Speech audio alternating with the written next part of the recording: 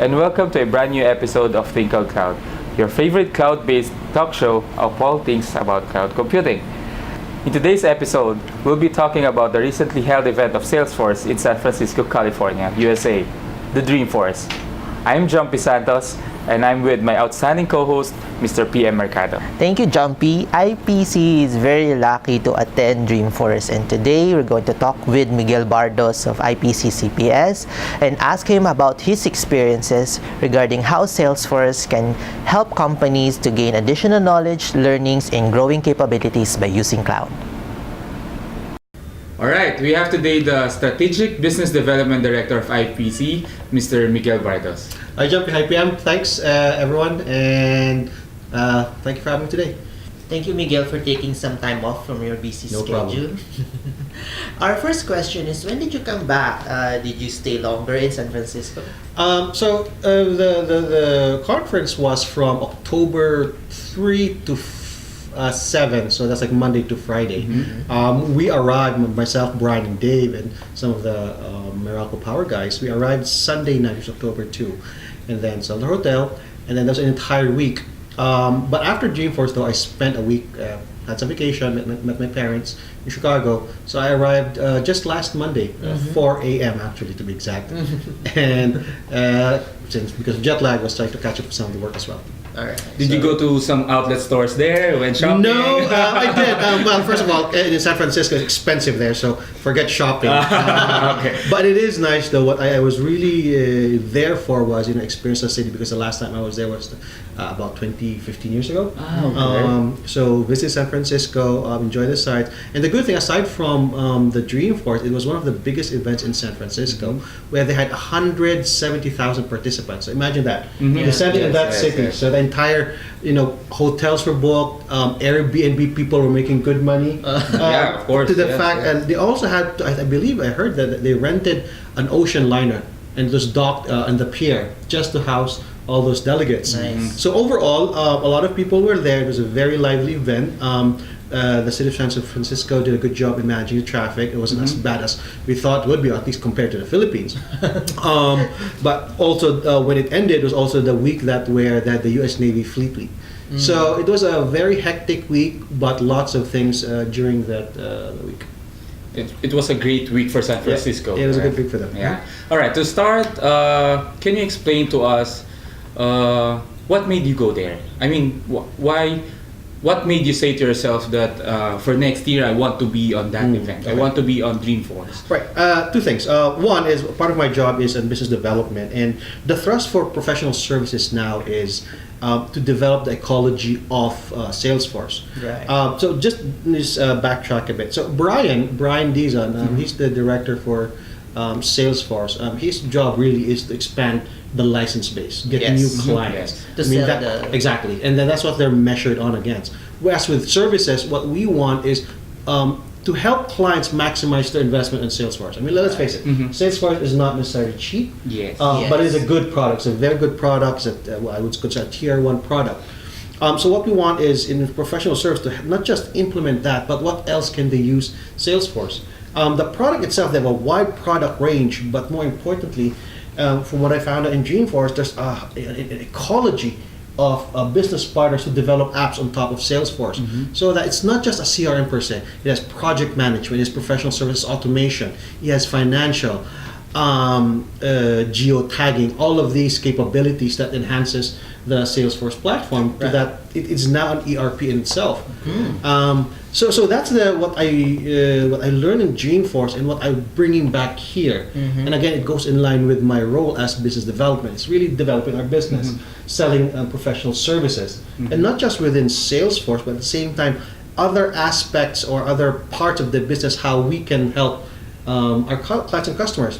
Remember, IPC in professional services, it's really about the cloud, about cloud solutions. Yes. Right? This is where, in professional services, where we are, you could say, product agnostic and solution agnostic. It's really about the business. What is it in the cloud? And right now, we're manifesting that by using our Salesforce and, of course, Google. So that's where my role, things I've learned, and that's why I was there. And how Dave and I were there, right? All right. So, Prior to going to Dreamforce, what kind of preparation did you do? Did you do any researches or any questions that you want to ask to the speakers? Okay. In preparation, so I knew I was going to Dreamforce weeks ahead. Yeah. And Salesforce, they've done this for the past 10 years. So they know their job, they know how to run this. And they've had programs on how to help people. So what they've had, pre-packaged agendas. In addition to, you can create your own agenda using Trailhead in Salesforce. So a week or two before that, they laid out all the sessions that you could attend, and there's a lot. Because imagine you have literally a dozen venues, dozens of conference rooms simultaneously having their own sessions, breakout sessions, and that covers from technical to business, a whole slew of topics. To help you navigate through that, and I'm talking about hundreds of sessions, you could download the menus, you can download when, where, and it is crazy. There's a lot, and oftentimes when I book them, they would book concurrently, which is good. Yeah. Yes. Because then at the given day and time, you can choose where you want to go, what you want to focus. By the way, during this meeting, during this week, I was also with Eric Alberto and Neris. So PLDT. of PLDT. So they were there. So in a way, we also had to adjust our schedules because sometimes we would have lunch with them, we would have meetings. In fact, Eric Alberto was in one of the sessions where he was a speaker. Right. So it was. And I have the video. I'll share it with you guys, and then we want the entire IPC and PLDT to watch that. So if you like all of the sessions, it's going to be a problem. It is a problem. It is a good problem. Good but problem to have. There's a lot of things. I wanted to learn the technical side, the consultancy, the business. Yes. On top of, there are speakers. You had Mark Benioff. You had all the CEOs of the big companies. Yeah. And in fact, one of the forums I really loved was the CEO forum, where we had the CEO of Bank of America was there. Apple the app was there because he was promoting his activism and corporate social responsibility. Okay. So he has. So we worked with them, and we also had the CEO of Red. Now Red is the activist or the nonprofit organization which is headed by Bono. The lead man, the singer for YouTube. So that's why Wednesday night, one of our we had a free concert for YouTube. Nice. So that's a good thing. That's great. So, just one question with regards to the topics. How can you, if I am an attendee, how can I register for those topics that I would want to attend to?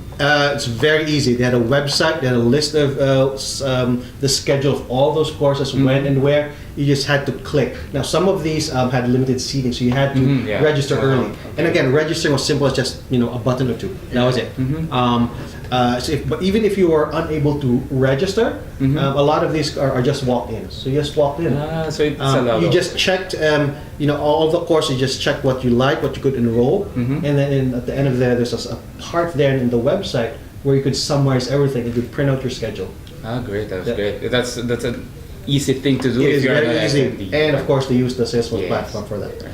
Well, sure. All the things that I heard about Dreamforce, how efficient it is, it seems that I want to go there next year. I actually should. It's not just for the Dreamforce. Again, I would encourage people to go there. Maybe not just for the Dreamforce itself, but like I mentioned earlier, it's also a sales event. Yes. You met people during the expo. In fact, I spent an entire day at the expo floor trying to gather contacts, building contacts with the different products and parts we have that we can partner here in the Philippines to offer.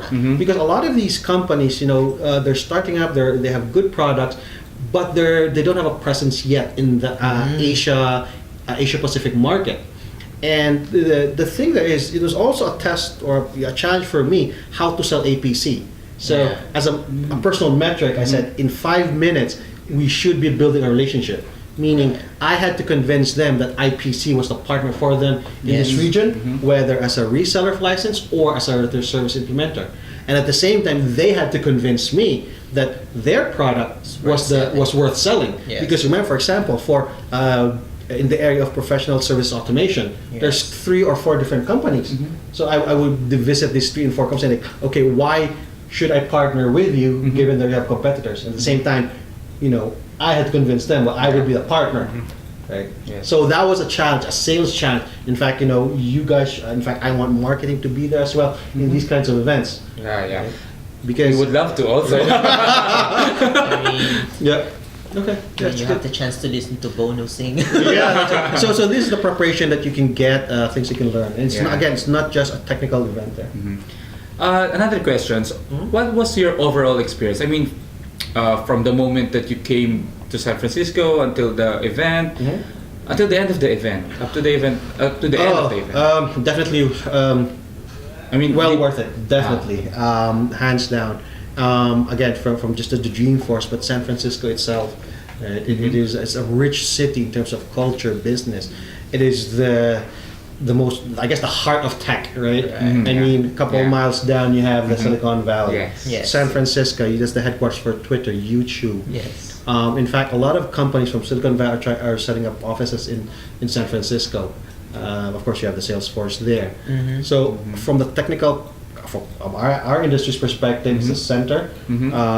You can see how apps are being built, are being tested. San Francisco is a melting pot. That's where there's lots of innovation there. You meet people of different cultures, different nationalities. Of course, the city itself is nice. Right? Lots of tourist spots. It's the location for a lot of movies, so people are fascinated for like, you have some sort of familiarity, like, I've seen this building, because I've seen it in the movies. And then when you see Alcatraz, you remind of The Rock, the movie with Sean Connery, and all that. So overall, it's a cultural experience, a people experience, experience for the job, for your company, meeting different people from around the world. So it's a rich, it's a palette of experience. Yeah. So there you go. Very insightful. It's like a very exciting event. It is. Lots to learn. Lots of opportunities to we learn. really want to go there. if I'd be given a chance, if I can choose what singers or entertainers I would want to watch too, I would love to watch The Weeknd band. Do you know The Weeknd band? Yes. I want to watch that. How about you, BM? Aside from YouTube, probably Bruno Mars. Bruno Mars. And again, it's never a boring. It's not a boring. It's 5 days of you will be busy. From the moment you wake up down to sleep, there's lots of things to do, both personal and work. It's just you have to balance it, and you have to figure it out. Yeah. So thank you, Miguel, Thank for you. making us feel as if we're in San Francisco. And I will share some of the pictures that I've had, and then we can share it with the rest of the company. So we can encourage them. Great, so that's it, guys. Okay, thank you. To know more about Customer Relationship Management Program, just go to www.ipc.ph/Salesforce, and to watch the replay of this episode, just go to thinkoutcloud.ph. Thanks everyone for watching. See you again next week for another Think Out Cloud webcast series. Goodbye. Bye. Thanks. If you like what you've seen, you may also watch our previous Think Out Cloud episode. Go to www.thinkoutcloud.ph and share it to your friends.